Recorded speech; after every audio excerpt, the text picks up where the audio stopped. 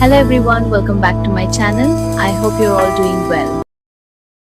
দীক্ষা নিয়েছেন, ঈশ্বরে বিশ্বাস আছে, এই যে মনে হচ্ছে সব হারিয়ে ঈশ্বরে বিশ্বাস নিয়ে ওসব কিছু নিয়ে মনে হচ্ছে, এগুলো হচ্ছে মনের ছেলে মানুষ।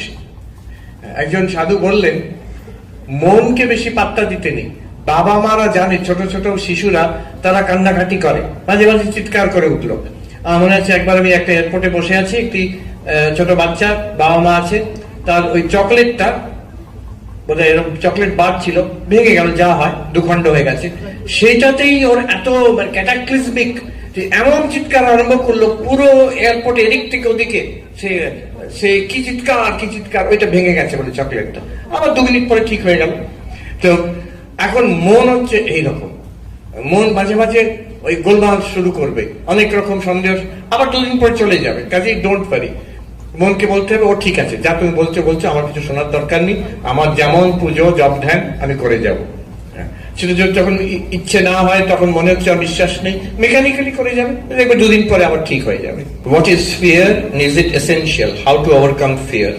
ঠাকুর বলছেন লজ্জা, ঘৃণা, ভয় 3 থাকতে নয়।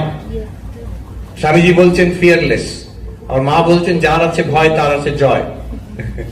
2 রকম বলছেন এখানে ঠাকুর। স্বামীজি বলেছেন যে ফিয়ারলেস, ভয় থাকলে হবে না, আর মা বলছেন ভয় দরকার।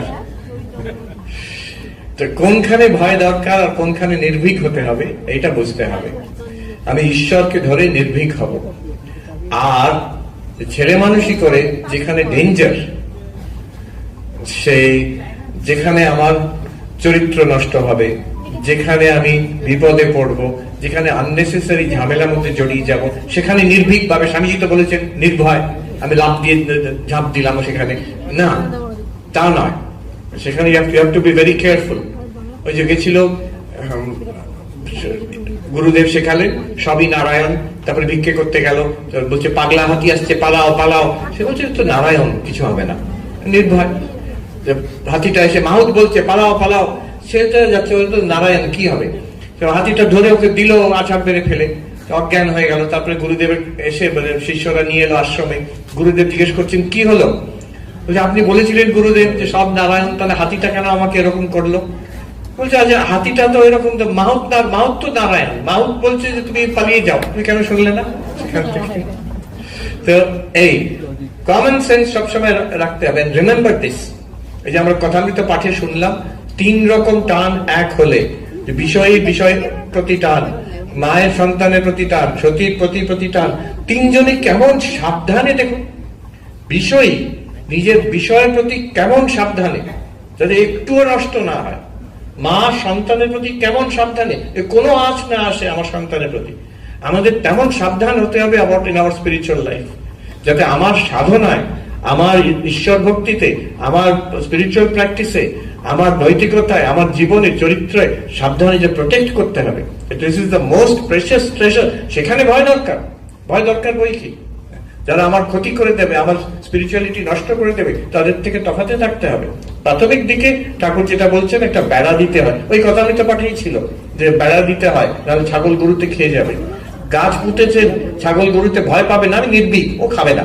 কে বলেছে খাবে না? খেয়ে নিয়ে চলে যাবে। সেখানে সাবধান হতে হয়। আর স্পিরিচুয়াল লাইফে নিজের জীবনের ব্যাপারে অ্যাংজাইটি দরকার। স্পিরিচুয়াল লাইফ সাবধানে, নিজের জীবনের ব্যাপারে ডিপেন্ড অন গড, ঈশ্বর নির্ভর হয় থাকবেন। যার যেটুকু করার কথা নিজের ধর্ম পালন করলেন, বাকিটা ঈশ্বরের উপর ছেড়ে দেবেন। যোগক্ষেম ওহাম্যহম, তিনি বলেছেন যা দরকার জীবনে তিনিই দেবেন, যা দেবেন তাতেই সন্তুষ্ট। মানে যেখানে একটি বাংলা প্রশ্ন এসছে, আমি একটু পড়ে দিচ্ছি। জাগ্রত অবস্থায় যে চেতনার দ্বারা আমি সচেতন বোধ হচ্ছে, সেই একই চেতনা বোধের দ্বারা কি জগৎ বোধ হচ্ছে না? এটি প্রশ্ন, কিন্তু প্রশ্নকর্তা আপনাকে একটু রেস্ট্রিক্ট করে দিয়েছেন। তারপর বলেছে জাগ্রত অবস্থার বাইরে যাবেন না, আর মায়া ও লীলা শব্দ দুটি ব্যবহার করবেন না। একটু ব্যাখ্যা করলে ভালো হয়। তবে একটাকে মিথ্যা, আরেকটাকে সত্যি বলছি কেন? জাগ্রত অবস্থায় যে চেতনার দ্বারা আমি সচেতন বোধ হচ্ছে, সেই একই চেতনা বোধের দ্বারা কি জগৎ বোধ হচ্ছে না? তবে একটাকে মিথ্যা, একটাকে সত্য বলছি কেন? হ্যাঁ, ভালো প্রশ্ন। প্রশ্নটা এইরূপ যে সেই একই কনসিয়াসনেস এখন জাগ্রত অবস্থায়, একই কনসিয়াসনেস তার দ্বারা প্রমাণিত হচ্ছে আই অ্যাম কনসিয়াস, আর প্রমাণিত হচ্ছে এই জগৎ আছে, আমি সেই কনসিয়াসনেস দিয়েই দেখছি। তা কেন আমি বলছি কনসিয়াসনেস হচ্ছে সত্য আর জগৎ হচ্ছে মিথ্যা, ব্রহ্ম সত্য জগৎ মিথ্যা? ব্রহ্ম মানে কনসিয়াসনেস, আমি চেতন সেটা সত্য আর এই সব মিথ্যা। তার কারণ খুব সুন্দর, এই প্রশ্নটা এত সুন্দর প্রশ্ন, একদম এটা সোজা যাবে অধ্যাস ভাষ্যতে। বলছে দেখো এই প্রশ্নের মধ্যেই পুরো অদ্বৈত তত্ত্ব লুকিয়ে আছে। আমি বলে ভালো বলেছেন, এগুলোকে লীলা বলবেন না, স্বপ্ন বলবেন না, জাগ্রতেই থাকবেন, স্বপ্ন দৃষ্টান্ত দেবেন, ইজি সলিউশন। স্বপ্নবোধ, স্বপ্নতে তো আমি বুঝছি আমি চেতন, কিন্তু যা দেখছি পরে প্রমাণিত হয়ে গেল সব তো মিথ্যা প্রমাণিত হয়ে গেল। এই জগৎটাও তেমন না, উনি বলছেন ওসব বলবেন না, এই জাগ্রত অবস্থাতেই থাকুন, আর এটাকে ঈশ্বরের লীলাও বলবেন না, এটাকে বলবেন এই একদম ঘোর সত্য কনসিয়াসনেস, আই এম কনসিয়াস, ওইটাকে তো আপনি সত্য বলছেন। I am conscious of all of this, এটাকে আপনি সত্য বলছেন না কেন? এই জগৎটাকে। এই দেখো একটা জিনিস লক্ষ্য করুন, I am conscious and I'm conscious of everything in this world. Consciousness reveals itself and reveals its objects. এই তো কনসিয়াসনেস কিন্তু কারো অন্যের উপরে নির্ভর করছে না টু রিভিল ইটসেলফ। এই আলো এক্সাম্পল, এই আলো ভাগিস বলেনি আলোর দৃষ্টান্ত দেবেন না, এই আলো এই রুমে কি কি আছে প্রকাশিত করে দেয়। আলো নিভিয়ে গেলে একটু আগে অন্ধকার হয়ে গেল, কিছু দেখা গেল না, যেই আলো জ্বলে উঠলো দপ করে রুমের মধ্যে কি আছে সব প্রকাশিত হয়ে গেল, এবং আলো স্বয়ং প্রকাশিত হয়ে গেল। কিন্তু দেখুন রুমে কি আছে এটা আলোর উপরে নির্ভর, এই প্রকাশটা আলোর উপরে নির্ভর করে, আলো না থাকলে এই সব কিছু দেখা যাবে না।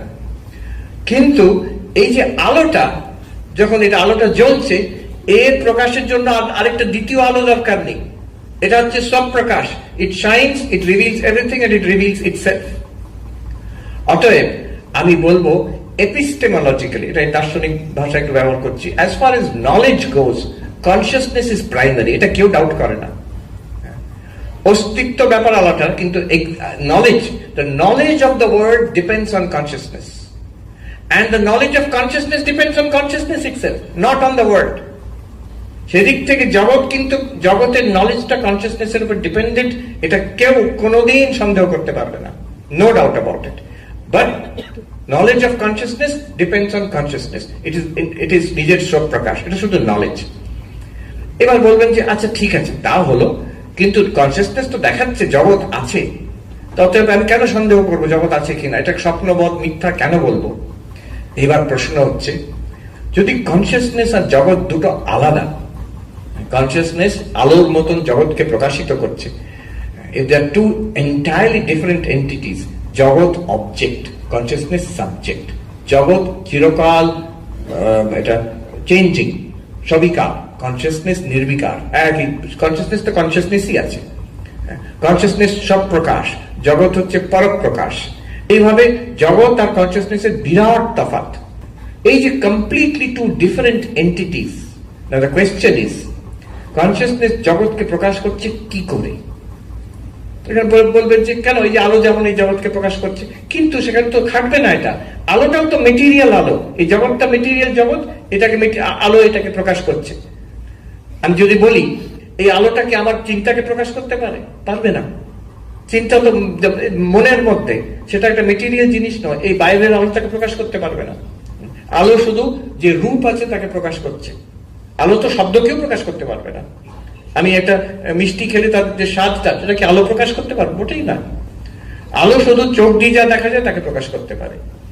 নাও the question is two entirely different, এটা সূক্ষ্ম ব্যাপার, two entirely different entities, how will they interact? কোথায় কন্ট্যাক্ট হবে? কনসিয়াসনেস, আপনি একটু ভেবে দেখুন সূক্ষ্মভাবে, কনসিয়াসনেস জগৎকে প্রকাশ করছে, ওনার শব্দতে আছে, ওনার ভাষাতে। এখন প্রশ্ন হচ্ছে কি করে?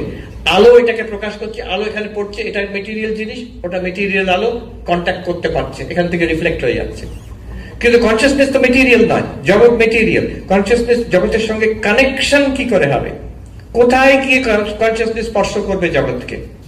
যে জায়গাটা স্পর্শ করবে সেটা কি কনসিয়াসনেস না জগৎ? Is it the subject or the object? দুটো এন্টায়ারলি ডিফারেন্ট এন্টিটি কোনোভাবেই পরস্পরের সংযোগে আসতে পারে না। এটাই হচ্ছে অদ্বৈত বেদান্তের ক্রিটিসিজম অফ সাংখ্য। যদি প্রকৃতি পুরুষ অ্যাবসলিউটলি আলাদা হয়, তাহলে প্রকৃতি আর পুরুষের ইন্টারাকশন কি করে হচ্ছে, কোথায় হচ্ছে, কোন জায়গায় হচ্ছে? অথচ আমরা দুটোকে মিশিয়ে ফেলছি। এই যে প্রকৃতির শরীর আর আমি যে চেতন, দুটোকে এক করে আমি বলছি এই আমি চেতন শরীর। How is it possible? Shankaracharya সেই জায়গায় বলছেন युष्मद् अस्मत् प्रत्यय गोचरयो विषय विषयिनो तम प्रकाश विरुद्ध स्वभावयोः। এটা লম্বা লাইন আছে, অধ্যায় বর্ষের ফার্স্ট লাইন। সেখানে বলছেন অন্ধকার আর আলোর মতন বিপরীত স্বভাব। জগতের স্বভাব অন্ধকার প্রকাশ্য, আর চৈতন্যের স্বভাব হচ্ছে প্রকাশ। দুটো বিপরীত স্বভাব, দুটোর মিশ্রণ কখনোই সম্ভব নয়। পরস্পরের সঙ্গে সংযোগ কখনোই সম্ভব নয়। পরস্পরের ধর্মকে নিজের উপরে আরোপ করা কখনোই সম্ভব নয়, অথচ হচ্ছে। আমি বলছি আমি চেতন, আমি কে? এই শরীর। আর শরীরটা কি? এটা আমি। ইদম মমেদম, এরকম আমরা ব্যবহার করছি। দার্শনিক জেন মাহান্তি, জিতেন্দ্রনাথ মাহান্তি ছিলেন। উনি বলেছিলেন আমাকে একবার যে মহারাজ, in all my studies of the sacred and philosophical literature of the East and the West, I have not come across a more profound sentence than the first sentence of Adhyasa Bhashya. শঙ্করাচার্যের যে প্রথম sentence অধ্যাস ভাষ্য, তার মতন এত গভীর একটি statement আমি across the world, Eastern Western philosophy উনি মাস্টার ছিলেন। I have never found a single sentence like that.